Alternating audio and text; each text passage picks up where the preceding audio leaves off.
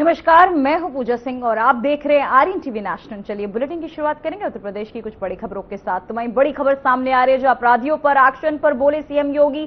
Police गोली न मारे तो क्या गोली खाए, अपराधियों को कानून की भाषा सिखानी पड़ती है। लोग सवाल उठाते हैं कि पुलिस ने गोली मार दी। तो वहीं आपको बताते चले सीएम योगी का बयान, जो अपराधियों को उसी की भाषा में सिखाना उचित होगा।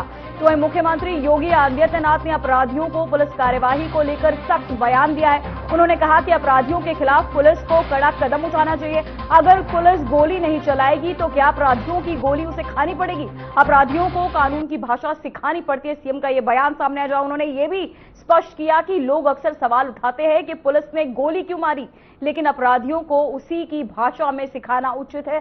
सीएम योगी ने कानून और व्यवस्था बनाए रखने के लिए सख्त कार्यवाही की आवश्यकता पर भी जोर दिया। तो वहीं आपको बताते चले पुलिस कार्यवाही पर सीएम योगी का सख्त बयान। साथ ही उन्होंने कहा, अगर पुलिस गोली ना चलाए तो क्या गोली खाए। वहीं अपराधियों को उन्हीं की भाषा में सिखाना उचित, सीएम योगी आदित्यनाथ का यह बयान सामने आया। जो आपको बताते चले बड़ी खबर, जो अपराधियों पर एक्शन पर सीएम योगी का यह बयान, पुलिस गोली न मारे तो क्या गोली खाए, अपराधियों को कानून की भाषा सिखानी पड़ती है।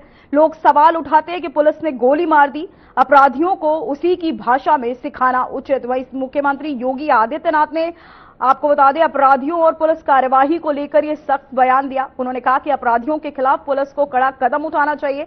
अगर पुलिस गोली नहीं चलाएगी तो क्या अपराधियों की गोली खाएगी। अपराधियों को कानून की भाषा सिखानी पड़ती है। सीएम का यह सख्त बयान सामने आया। तो वहीं मुख्यमंत्री योगी आदित्यनाथ ने उत्तर प्रदेश फार्मा कॉन्क्लेव 1.0 का उद्घाटन किया। यह कार्यक्रम राज्य में फार्मा और दवा उद्योग को बढ़ावा देने और नए निवेश को आकर्षित करने के लिए आयोजित किया गया। सीएम ने कहा कि सरकार स्वास्थ्य और औषधि क्षेत्र को मजबूत बनाने के लिए हर संभव सहयोग करेगी। इस अवसर पर उद्योग जगत के कई प्रमुख प्रतिनिधि, विशेषज्ञ और निवेशक भी मौजूद रहे। उन्होंने कहा कि उत्तर प्रदेश में फार्मा सेक्टर में अवसर बढ़ रहे हैं और ये राज्य की अर्थव्यवस्था के लिए महत्वपूर्ण है। इंडस लाइफ साइंसेज के श्री पंकज पटेल जी, मैनकाइंड फार्मा के Shri Ramesh Juneja ji, doctor Reddy lab Shri Satish Reddy ji, Torrent pharma के श्री जीनल मेहता जी, एमएसएन लैब के chairman Shri MSN Reddy ji, Sandeep Jain ji, V Krishna Mohan ji, Aditya Burman ji, Amitabh Dubey ji और आज के इस पूरे कार्यक्रम में उपस्थित उत्तर प्रदेश और भारत सरकार से जुड़े हुए हमारे सभी वरिष्ठ प्रशासनिक अधिकारीगण, पूर्व ड्रग कंट्रोलर जनरल और उत्तर प्रदेश सरकार के फार्मा सेक्टर के adviser doctor GN Singh ji, Awanish Awasthi ji, Deepak Kumar ji और उपस्थित इस फील्ड से जुड़े हुए हमारे सभी स्टेक होल्डर्स और उपस्थित बहन और भाइयों, मैं प्रदेश के इस पहले फार्मा कॉन्क्लेव के इस उद्घाटन सत्र के अवसर पर आप सभी का मैं प्रदेश सरकार की ओर से हृदय से स्वागत करता हूं, अभिनंदन करता हूं। मैं आभारी हूं आदरणीय स्वास्थ्य और परिवार कल्याण मंत्री भारत सरकार माननीय श्री जगत प्रकाश नड्डा जी का, जो केंद्र सरकार के बजट सत्र के कारण स्वयं यहां पर भौतिक रूप से उपस्थित नहीं हो पाए, लेकिन उन्होंने अपना संदेश अभी वर्चुअल मोड पर हम सबके सामने प्रस्तुत किया है। मैं उनकी इस शुभकामना के लिए उनके प्रति हृदय से धन्यवाद देता हूं। मित्रों, जो हम लोगों ने अभी यहां पे कहानी देखी है और पढ़ी है और जिसके बारे में हमने अभी इस फील्ड से जुड़े हुए जितने भी कैप्टन हैं उनके विचारों को सुना है, वह हम सब के लिए एक नया प्रोत्साहन भी है और एक प्रेरणा भी। क्योंकि स्वाभाविक रूप से जो उत्तर प्रदेश की स्थिति थी, एक लंबे अंधकार के कालखंड से उभार करके जब हम लोग इस स्थिति में आए कि अब हम लोग आपके लिए सही मायने में एक लंबे समय के लिए रेड कारपेट को बनाए रख सकते हैं, तब हम लोगों ने आपको इस कॉन्क्लेव के लिए यहां पर आमंत्रित किया है। और इस पहले कॉन्क्लेव के अवसर पर जब उत्तर प्रदेश ने उसके लिए उस प्रकार की तैयारियां की हैं, पूरी होमवर्क करने के बाद हम लोग यहां पर आए हैं। मुझे याद है जब हम लोगों ने आज से 5 वर्ष पहले मैंने डॉक्टर जीएन सिंह जी से इस बारे में अनुरोध किया था कि वे उत्तर प्रदेश सरकार के फार्मा के एडवाइजर के रूप में अपनी सेवाएं दें। तो वहीं एक और बड़ी खबर सामने आ रही, जहां यूपी बीजेपी सूत्रों के हवाले से बड़ी खबर, बीजेपी के मोर्चे की टीम बदलने की तैयारी, अगले 15 दिन में बदलाव की संभावना जताई जा रही है। एसआईआर प्रक्रिया पूरी होने के बाद संगठन में बदलाव, ज्यादातर मोर्चों के अध्यक्ष बदले जाएंगे। तो वहीं यूपी बीजेपी संगठन अपने मोर्चे की टीम में बदलाव करने की तैयारी में। सूत्रों के अनुसार अगले 15 दिन के भीतर ये बदलाव किया जा सकता है। एसआईआर प्रक्रिया पूरी होने के बाद ज्यादातर मोर्चों पर अध्यक्ष बदले जाएंगे। इसके साथ ही मोर्चों की टीम में भी बदलाव होगा। ये बदलाव संगठन को और मजबूत बनाने और पार्टी कार्यकर्ताओं को नई ऊर्जा देने के उद्देश्य से की जा रही है। तो वहीं आपको बताते चले यूपी बीजेपी सूत्रों के हवाले से ये बड़ी खबर, जहां को बताते चले बदलाव, ये बड़ी खबर सामने आ रही है, जहां ज्यादातर मोर्चों पर अध्यक्ष बदले जाएंगे। एसआईआर प्रक्रिया पूरे होने के बाद संगठन में बदलाव, यूपी बीजेपी संगठन अपने मोर्चों की टीम में बदलाव करने की तैयारियों में है। सूत्रों के अनुसार अगला 15 दिन के भीतर यह बदलाव किया जा सकता है। एसआईआर प्रक्रिया पूरी होने के बाद ज्यादातर मोर्चों के अध्यक्ष बदले जाएंगे। इसके साथ ही मोर्चे की टीम में भी बदलाव होंगे। ये बदलाव संगठन को और मजबूत बनाने और पार्टी कार्यकर्ताओं को नई ऊर्जा देने के उद्देश्य से किया जा रहा है।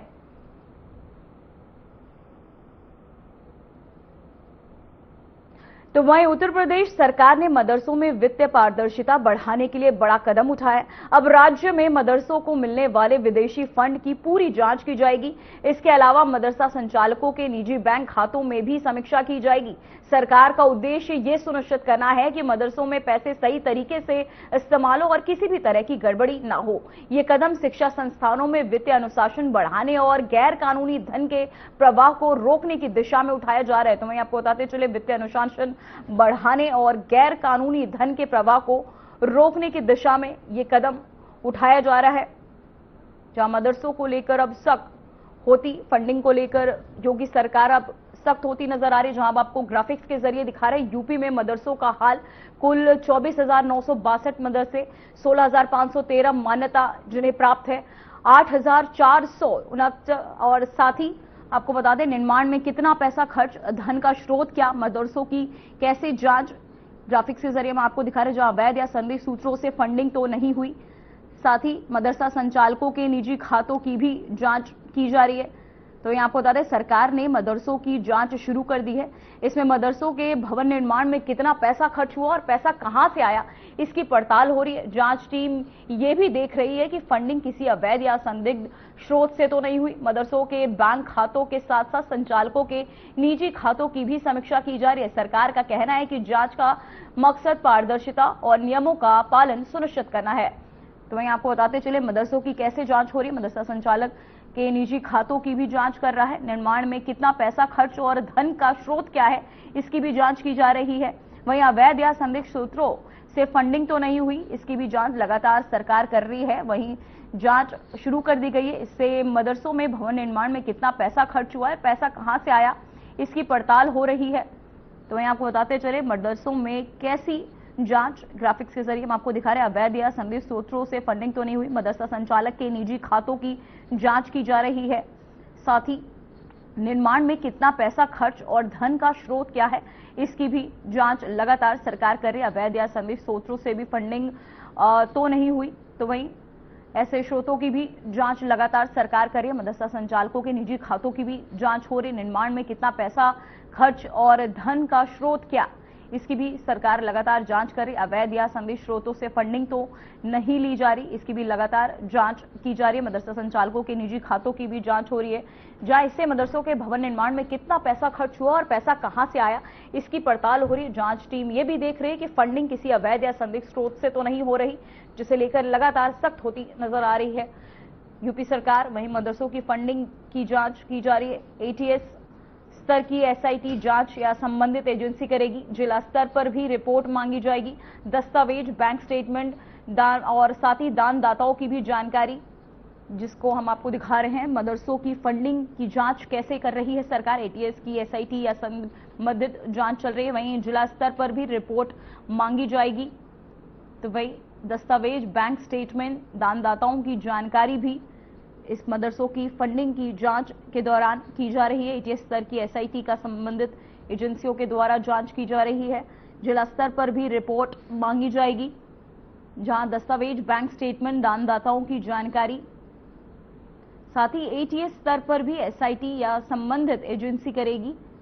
जहां मदरसों की फंडिंग की जांच कैसे सरकार कर रही है, हम आपको ग्राफिक्स के जरिए दिखा रहे हैं। जहां यूपी में मदरसों का हाल क्या है। 24,962 मदरसे, 16,513 को मान्यता प्राप्त है, 8,449 बिना मान्यता के। तो वहीं आपको बता दें, उत्तर प्रदेश में कुल 24,962 मदरसे जो बिना मान्यता प्राप्त संचालित हैं, जिनमें से 16,513 मदरसे सरकार द्वारा मान्यता प्राप्त है और 8,449 बिना मान्यता के चल रहे। इसका मतलब है कि लगभग हर तीसरा मदरसा बिना मान्यता वाला है। ये स्थिति शिक्षा की गुणवत्ता और निगरानी के लिहाज से चुनौतीपूर्ण मानी जा रही है। राज्य सरकार ने मान्यता प्राप्त और बिना मान्यता वाले मदरसे को दोनों पर नजर बनाए हुए है। साथ ही सुधार की दिशा में ये कदम उठाया जा रहा है।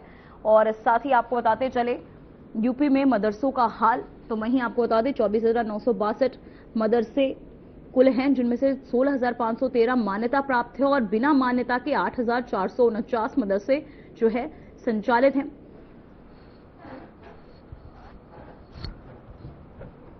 तो वहीं समाजवादी पार्टी के सांसदों ने अहिल्याबाई होलकर की मूर्ति तोड़े जाने के विरोध में प्रदर्शन किया। सांसदों का कहना है कि ये घटना इतिहास और संस्कृति का अपमान है। प्रदर्शन में सांसदों ने सरकार से मांग की कि इस मामले में जिम्मेदारों के खिलाफ कड़ी कार्यवाही की जाए। उन्होंने कहा कि मूर्तियों और स्मारकों को तोड़ना न केवल कानून का उल्लंघन है, बल्कि हमारी सांस्कृतिक विरासत के लिए भी खतरा है। सांसदों ने नागरिकों से अपील की कि वे इस तरह की घटनाओं के खिलाफ आवाज उठाएं और अपनी संस्कृति की रक्षा करें। तो वहीं सांसदों ने मूर्ति तोड़ने का किया विरोध। साथ ही अहिल्याबाई होलकर की मूर्ति पर को लेकर ये पूरा विवाद उठता हुआ समाजवादी पार्टी के सांसदों का प्रदर्शन लगातार इसे लेकर देखने को मिल रहा है। मणिकर्णिका घाट पर तोड़फोड़ की और शुरू से ही महारानी अहिल्याबाई होलकर की वहां प्रतिमा थी और भी प्रतिमाएं थीं, उन सबको तोड़ दिया गया। बनारस की एक अपनी प्राचीन संस्कृति है। बनारस की गलियां, बनारस के मंदिर, ये सब इन सब का विध्वंस कर रहे हैं, जबकि प्रधानमंत्री वहां से पार्लियामेंट के मेंबर हैं।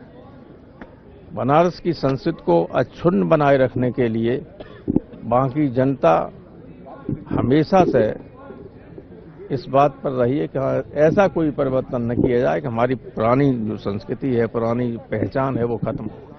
बनारस की पहचान को ही खत्म करने की कोशिश किया जा रहा है। मणिकर्णिका घाट का जो है, सारे पूर्वांचल के लोग जब मरने के बाद दाह संस्कार वहीं होता है, उसको तोड़ दिया गया। इससे पहले जब कॉरिडोर बना था तो सैकड़ों मंदिर तोड़ दिए गए, लोगों की रोजी रोटी छीन ली गई। किनारे किनारे पतली गलियों में बैठते थे, एक एक गली में करोड़ों रुपए का रोजाना व्यापार होता था, वो सब खत्म कर दिया गया। और ये तो अहिल्याबाई होलकर पूरे देश में इनका सम्मान है। होलकर घराने की इंदौर में राजधानी थी, बहुत ही बड़ी वीरांगना, और सारा एक जो बैकवर्ड कम्युनिटी है गड़रिया पाल समाज, उसकी एकमात्र ये नेता हैं, मानते हैं, पूज्य देवता की तरह मानते, उनका अपमान हुआ। और सबसे दुखद बात यह है कि अपमान वहां हो रहा है जहां से चुनकर स्वयं प्रधानमंत्री आ रहे हैं। प्रधानमंत्री को इसका संज्ञान लेना चाहिए था, लेकिन इन लोगों को तो कोई परवाह ही नहीं। देश की संस्कृति के ठेकेदार बनते हैं और उसको उजाड़ने का काम कर रहे हैं। तो वहीं जगत गुरु परमहंस आचार्य महाराज ने शंकराचार्य स्वामी अविमुक्तेश्वरानंद सरस्वती के बयान पर अपनी प्रतिक्रिया दी। उन्होंने कहा कि मुख्यमंत्री योगी आदित्यनाथ को हुमायूं का पुत्र अकबर कहना संत समुदाय और आम जनता के बीच गहरी नाराजगी पैदा कर सकता है। आचार्य महाराज ने इसे अत्यंत निंदनीय बताया और कहा कि इस तरह की अपमानजनक टिप्पणियां स्वीकार्य नहीं है। उन्होंने याद दिलाया कि योगी आदित्यनाथ न केवल उत्तर प्रदेश के मुख्यमंत्री हैं, बल्कि गोरखनाथ पीठ के प्रमुख भी हैं। इसलिए उनके खिलाफ किसी भी प्रकार की अपमानजनक भाषा का प्रयोग सही नहीं है।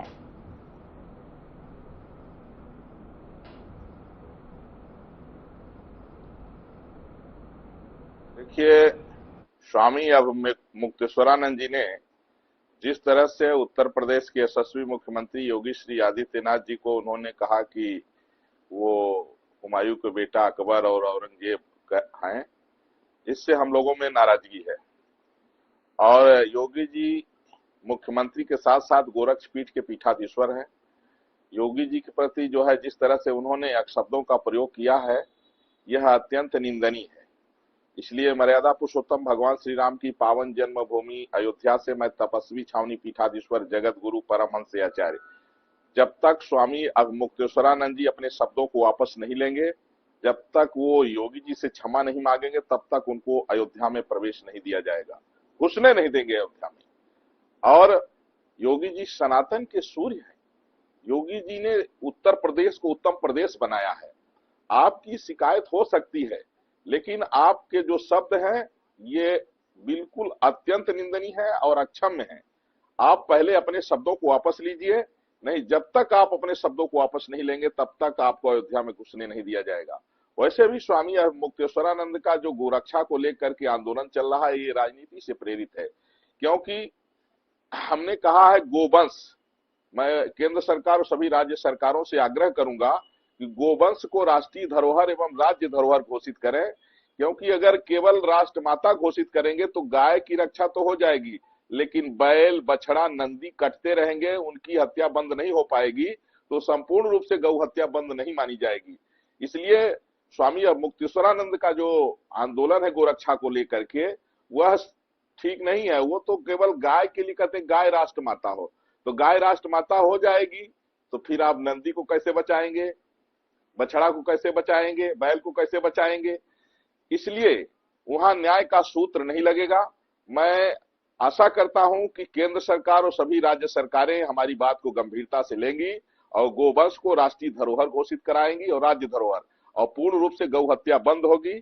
अब मुक्तेश्वरानंद का जो गोरक्षा को लेकर के आंदोलन है, यह सिर्फ राजनीति से प्रेरित है।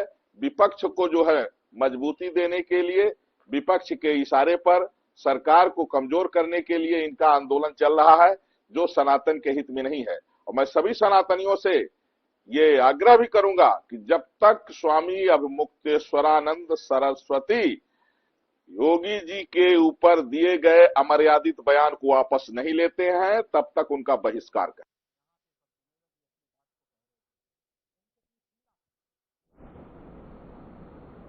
तो वहीं लखनऊ से बड़ी खबर सामने है। कब सिर्फ मामले पर बड़ा खुलासा, कमाई का बड़ा हिस्सा शराब कारोबार में लगाया विभोर राणा विशाल विकास ने लगाए पैसे, पुलिस पूछताछ में हुआ ये बड़ा खुलासा। वहीं शुभम के करीबी विकास से दिए अहम सबूत, शराब ठेकेदारों से भी था लेन देन। वहीं ईडी ने बढ़ाया जांच का दायरा। तो वहीं आपको बताते चले कब सिर्फ मामले में बड़ा खुलासा हुआ है। पुलिस और ईडी की जांच में सामने आया कि शुभम और उसके करीबी विकास, साथ ही विभोर और विशाल ने कमाई का बड़ा हिस्सा शराब कारोबार में लगाया। जांच में यह भी पता चला कि उनका शराब ठेकेदारों के साथ लेन देन था। शुभम के करीबी विकास ने जांचकर्ताओं और अहम सबूत भी दिए। ईडी ने अब इस मामले की जांच का दायरा बढ़ा दिया है और मामले की गहराई से जांच भी की जा रही है। आरोपियों के खिलाफ कानूनी कार्यवाही की तैयारी शुरू कर दी गई है। तो वहीं आपको बताते चले कब सिर्फ मामले में यह बड़ा खुलासा, पुलिस लगातार छानबीन कर रही है, पूछताछ कर रही है।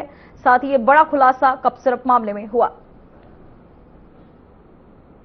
तो वहीं रामपुर थाना पटवारी क्षेत्र के नोडल विभाग की टीम ने बिना रजिस्ट्रेशन चल रहे प्राइवेट ग्लोबल हॉस्पिटल को सीज कर दिया है। मौके पर जांच के बाद हॉस्पिटल बंद कर दिया गया। इस कार्यवाही से अन्य अवैध हॉस्पिटल और झोला छाप क्लिनिक संचालकों में हड़कंप मच गया। मुख्य चिकित्सा अधिकारी डॉक्टर दीपा सिंह ने कहा कि मोबाइल सूचना मिलने पर कार्यवाही की गई और मुकदमा दर्ज किया जा रहा है। वहीं उन्होंने जनता से अपील की कि केवल सरकारी अस्पताल या पीएचसी में इलाज कराए। अवैध हॉस्पिटल संचालकों को चेतावनी दी गई है।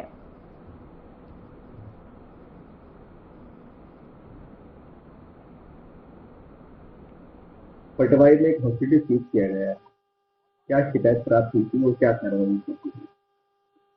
ये ग्लोबल हॉस्पिटल था। इसकी फोन पर शिकायत आई थी। पहले भी टीम इसकी शिकायतें पहले भी कई बार आ चुकी है, लेकिन जब भी टीम गई, जैसे भी उनका अपना जो भी सिस्टम है वो बंद मिला था अस्पताल। लेकिन कल फिर फोन आया कि खुला हुआ है और उसमें जो है इलीगल तरीके से काम हो रहा है, बिना पंजीकरण के ही अस्पताल चल रहा है। तो टीम जब को भेजा गया सूचना पर और टीम को वो अस्पताल खुला मिला, उसको सील कर दिया गया है और उसके खिलाफ आज एफआईआर लिखा है।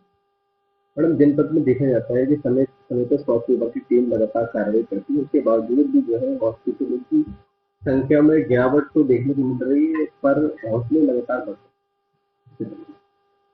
अब देखिए, जो हमारी तरफ से कार्रवाई है वो तो हम एकदम कर रहे हैं और उसमें हम बिल्कुल डिले भी नहीं कर रहे और एफआईआर भी हम तुरंत ही करा देते हैं।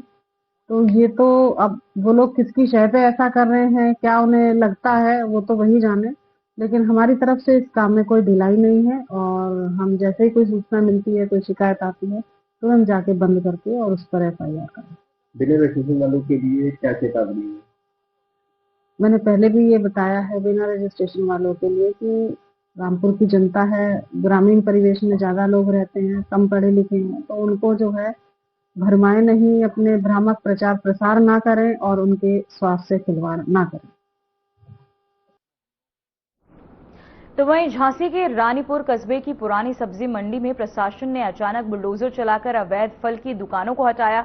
नगर पंचायत और भारी पुलिस बल की मौजूदगी में कार्यवाही की गई। बताया गया कि मंडी की जमीन पर नया निर्माण प्रस्तावित है, जिसमें से 6 दुकानें और 1 कार्यालय भवन बनाए जाने हैं। करीब 40 दिन पहले दुकानदारों को नई मंडी में शिफ्ट होने का नोटिस दिया गया। कार्यवाही से पहले एसडीएम न्यायिक यदुवीर सिंह ने दुकानदारों से 2 घंटे तक समझाइश की, लेकिन दुकानदार नहीं हटे, इसलिए जेसीबी की मदद से दुकानें हटाई गई।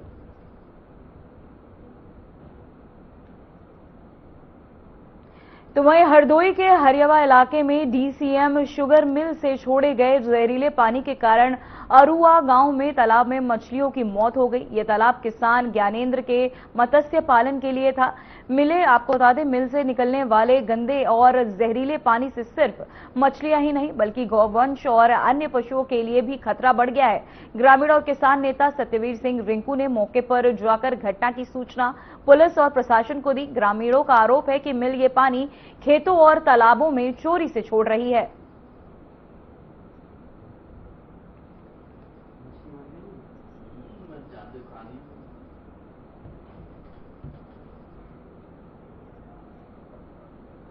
फिलहाल उत्तर प्रदेश की खबरों में इतना ही। बने रहिए आरएन टीवी नेशनल के साथ। मुझे दीजिए इजाजत। नमस्कार।